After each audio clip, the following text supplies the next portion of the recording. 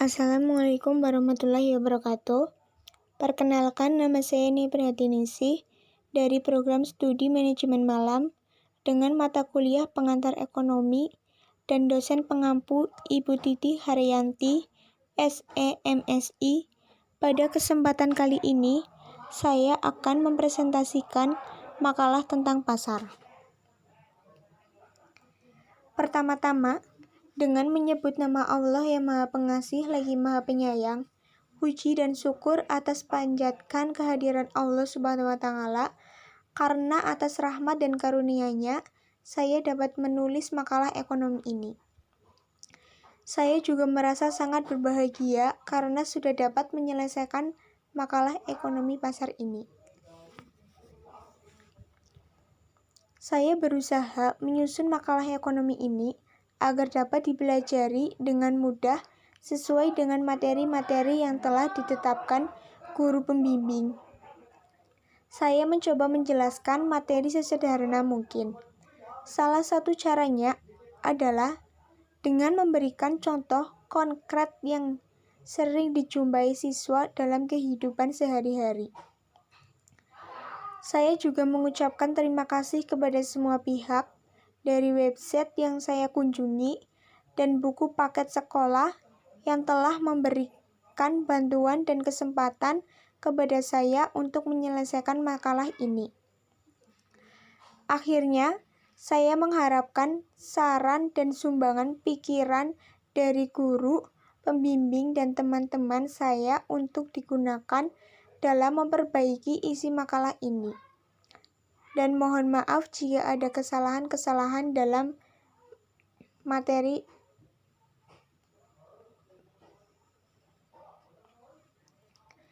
Pengertian pasar. Pasar merupakan bagian dari kehidupan masyarakat yang tumbuh kembangnya disesuaikan dengan kebiasaan norma adat di suatu wilayah, yang kemudian pasar tersebut menjadi sarana kegiatan perekonomian yang menopang dan memfasilitasi kebutuhan masyarakat. Kegiatan perekonomian tersebut menjadi tempat bertemunya penjual dan pembeli.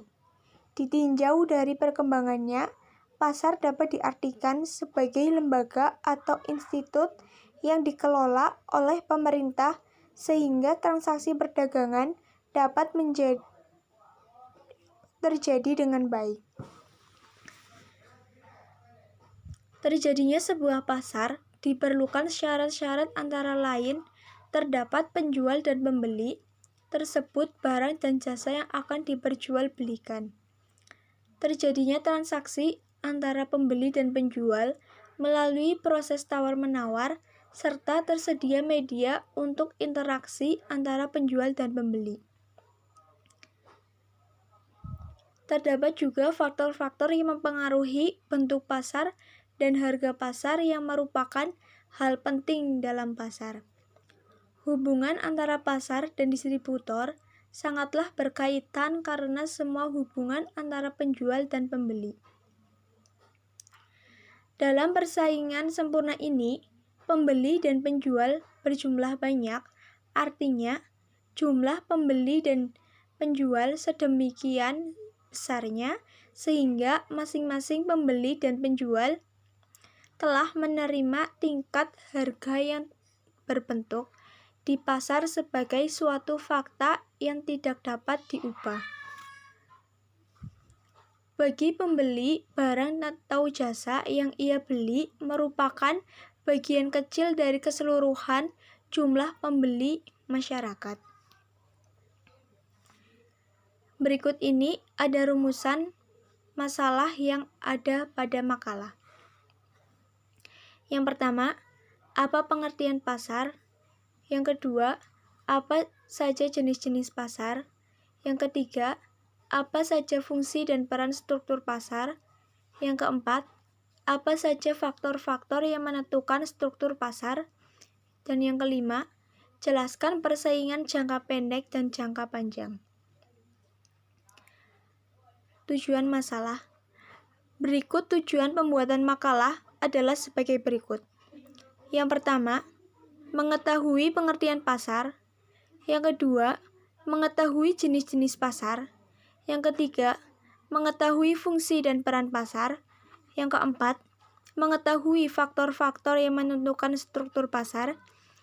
Dan yang kelima, mengetahui persaingan jangka pendek dan jangka panjang. Pengertian pasar. Pengertian pasar menurut KBBI, pasar adalah tempat orang berjual beli, sedangkan pasar secara umum adalah sebuah tempat bertemunya penjual dan pembeli untuk melakukan transaksi jual beli,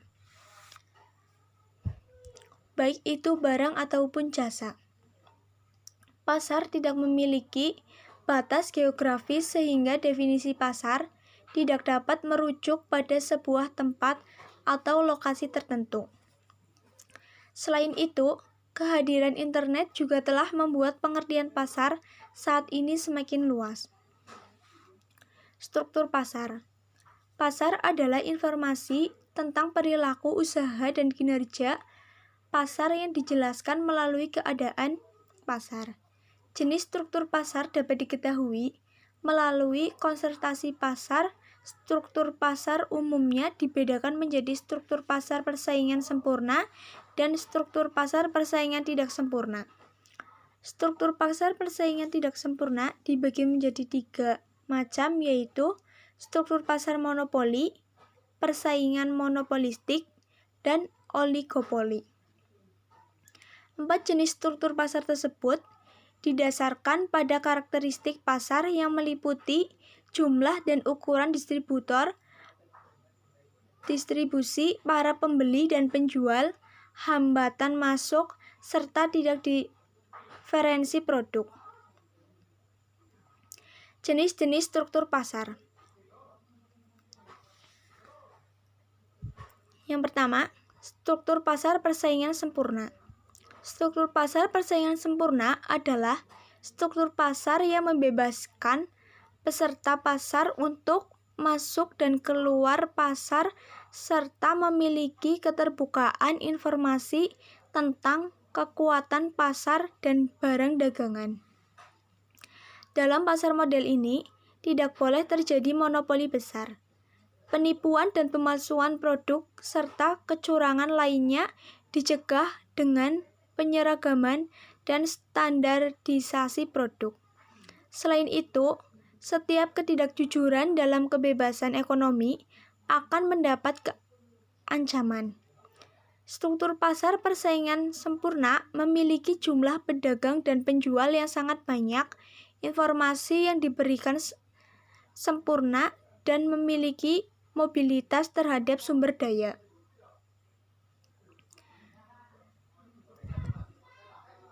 Struktur pasar monopoli hanya memiliki pengusaha tunggal dalam pasar dan tanpa pesaing. Pasar dengan struktur ini memiliki barang substitusi yang tidak sempurna. Harga produk monopoli tetap bertahan dan permintaan tidak akan menurun meski harga produk lain menurun. Pengusaha tunggal ini dapat sepenuhnya menetapkan harga jual, kuantitas produksi, serta kebijakan lainnya. Pada struktur ini, hanya ada satu perusahaan, tetapi memungkinkan jumlah penjual produk lebih dari satu tanpa adanya komoditas pengganti. Selain itu, tidak ada keleluasaan untuk memasuki pasar dan pengguna iklan tidak diperlukan. Struktur pasar monopoli dapat terbentuk karena beberapa hal. Pertama, adanya penguasaan bahan mentah yang berpotensial dan strategis serta teknik produk yang unggul oleh produsen. Kedua, hak penjual hanya dimiliki oleh produsen tunggal dan telah memperoleh izin khusus dari pemerintah untuk menetapkan kebijakan perdagangan. Ketiga, keterbatasan pasar dan distribusi produk. Terakhir, adanya pembatasan harga dengan investasi awal yang sangat besar. Struktur pasar persaingan monopolistik adalah gabungan antara struktur pasar persaingan sempurna dan monopoli. Pada struktur ini, perusahaan diberi keleluasaan untuk masuk dan keluar dari pasar. Selain itu, barang yang dihasilkan beragam dan tidak sejenis. Struktur pasar oligopoli. Pada struktur pasar oligopoli, jumlah penjual dengan barang substitusi sangat sedikit. Kurva permintaan yang berlaku memiliki elastisitas hilang yang tinggi. Jumlah perusahaan dalam pasar yang sedikit membuat struktur pasar ini tidak memberikan keleluasaan untuk memasuki pasar. Selain itu, penetapan harga harus disepakati bersama oleh setiap perusahaan yang ada di dalam pasar. Peran dan fungsi pasar dalam perekonomian. Peran pasar dalam perekonomian antara lain, yang pertama, peran pasar bagi produsen. Peran pasar mempunyai peran yang sangat penting bagi produsen, yaitu membantu memperlancar penjual hasil produksi dan dapat pula digunakan sebagai tempat untuk mempromosikan dan memperkenalkan barang dan jasa hingga produksi. Selain produksi, juga dapat memperoleh barang atau jasa yang akan digunakan untuk keperluan proses produksi. Yang kedua, peran pasar bagi konsumen. Pasar mempunyai peran yang sangat penting bagi konsumen, karena konsumen mudah untuk memperoleh barang atau jasa yang dibutuhkan. Apabila pasar semakin luas, konsumen akan semakin mudah memperoleh barang atau jasa yang dibutuhkan. Yang ketiga, peran pasar bagi pembangunan. Peranan bagi pembangunan adalah menunjang kelancaran pembangunan yang sedang berlangsung.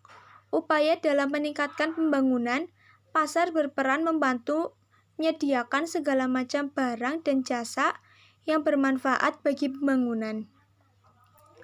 Pasar juga dapat dijadikan sumber pendapat pemerintah untuk membiayai pembangunan melalui pajak dan retribusi.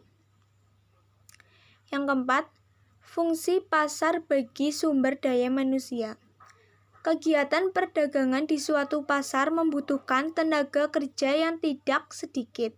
Semakin luas suatu pasar, semakin besar tenaga kerja yang dibutuhkan. Dengan banyaknya tenaga kerja yang dibutuhkan, berarti pasar turut membantu mengurangi pengangguran, memanfaatkan sumber daya manusia, serta membuka lapangan kerja. Fungsi pasar dalam perekonomian antara lain, yang pertama, peran pasar sebagai sarana distribusi. Pasar sebagai sarana distribusi berfungsi memperlancar proses penyaluran barang atau jasa dari produsen ke konsumen.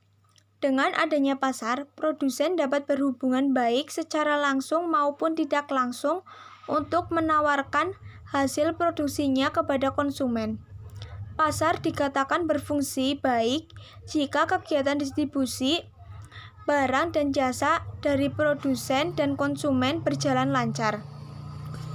Sebaliknya, pasar dikatakan tidak berfungsi baik jika kegiatan distribusi seringkali macet. Yang kedua, pasar sebagai pembentuk harga. Pasar merupakan tempat pertemuan antara penjual dan pembeli.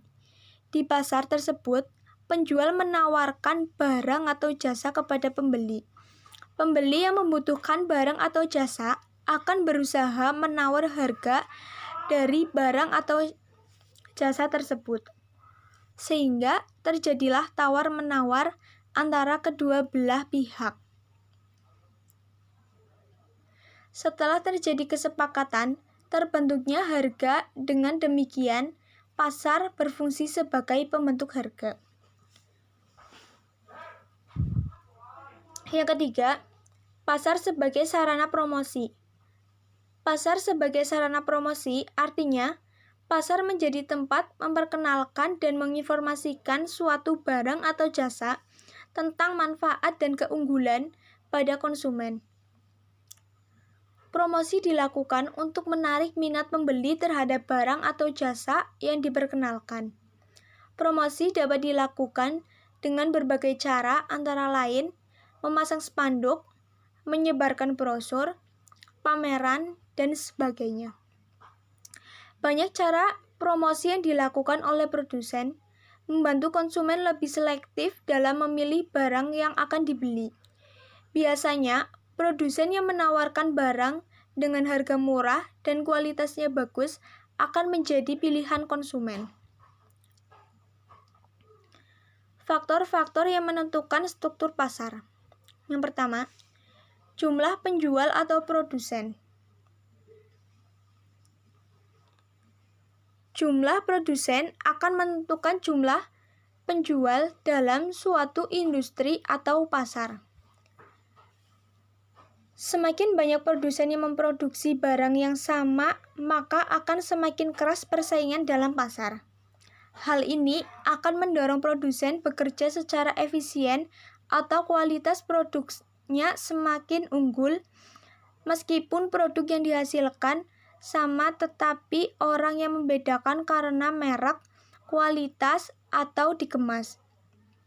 Struktur pasar yang demikian ini tetap dalam persaingan yang sering disebut persaingan monopolistik. Jika dalam pasar hanya ada satu penjual, merupakan pasar monopoli. Di samping itu,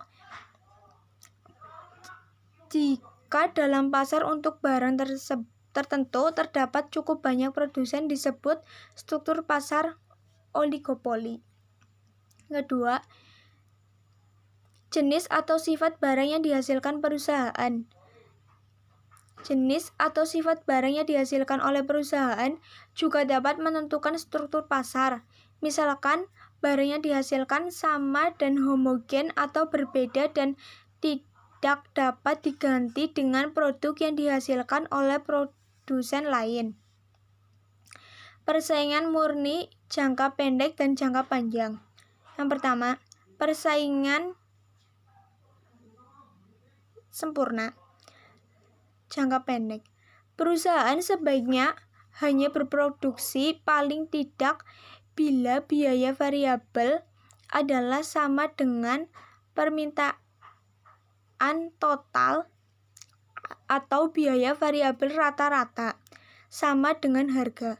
Perusahaan memproduksi pada saat MR sama dengan MC agar perusahaan memperoleh laba maksimum atau dalam kondisi buruk kerugiannya minimum.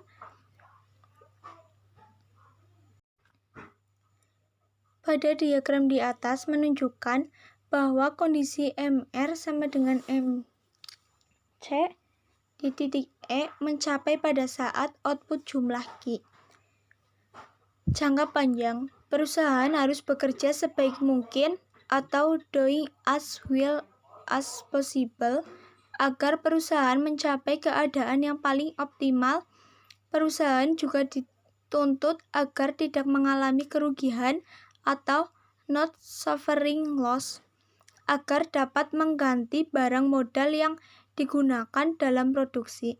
Tidak ada insentif bagi perusahaan untuk masuk keluar karena laba nol atau zero profit, yaitu tingkat laba yang memberikan tingkat pengambilan yang sama. Perusahaan juga dapat menambah laba lagi pada saat short sama dengan large. Titik E, di mana tingkat harga PO dan jumlah output QO. Diagram kedua juga menunjukkan perusahaan yang masuk akan terjadi penambahan penawaran. Perhatikan kurva SMC, LMC, SAC, dan LMC berpotongan di satu titik, yaitu titik E. Pasar monopoli jangka pendek. Perusahaan monopoli adalah penentu harga karena merupakan penjual tunggal produk yang tidak memiliki substitusi. Kurva permintaannya adalah memiliki kemiringan negatif. Kurva MR akan berada di bawah kurva D. Tingkat output paling menguntungkan adalah pada MR sama dengan MC. Penentuan harga terbaik dicapai pada saat P lebih dari MR, di mana P sama dengan ATC tingkat harga dan output terbaik, P lebih dari ATC keuntungan, P kurang dari ATC kerugian. Jangka panjang. Dalam jangka panjang, semua input dan biaya produksi adalah variabel. Tingkat output terbaik adalah pada saat P sama dengan LMC. Skala pabrik yang optimum adalah saat kurva SATC bersaingan dengan LAC pada tingkat output terbaiknya. Perusahaan monopoli dapat menikmati laba ekonomis dalam jangka panjang karena dapat menghalangi masuknya pemain baru ke industri. Karenanya perusahaan tidak perlu berproduksi pada titik terendah LAC.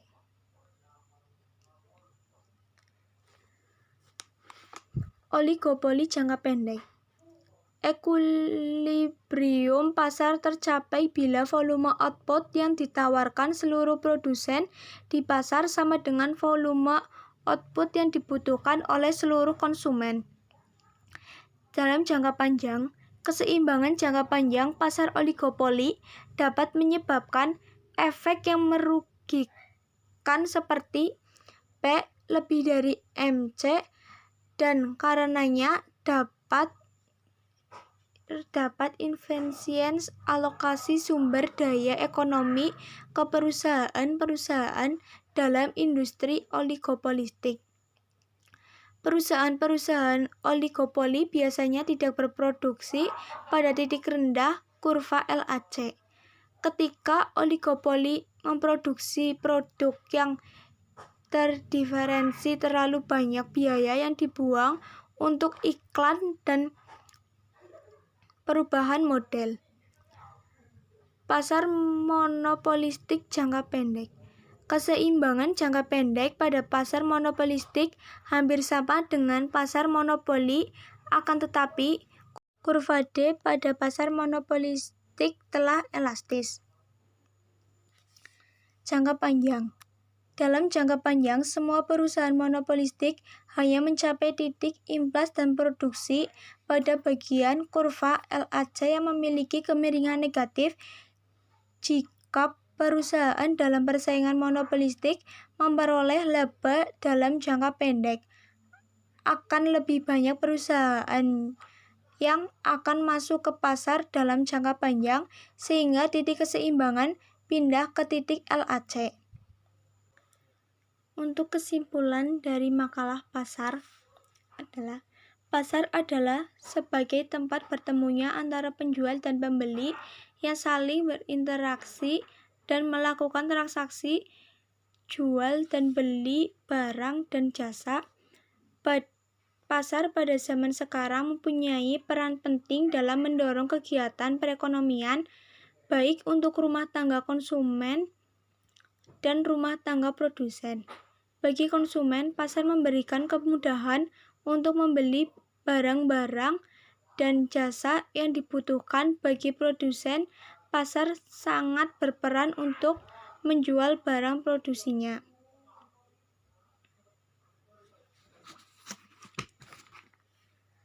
Sekian dari presentasi makalah pasar yang dapat saya sampaikan. Untuk kurang lebihnya, saya mohon maaf.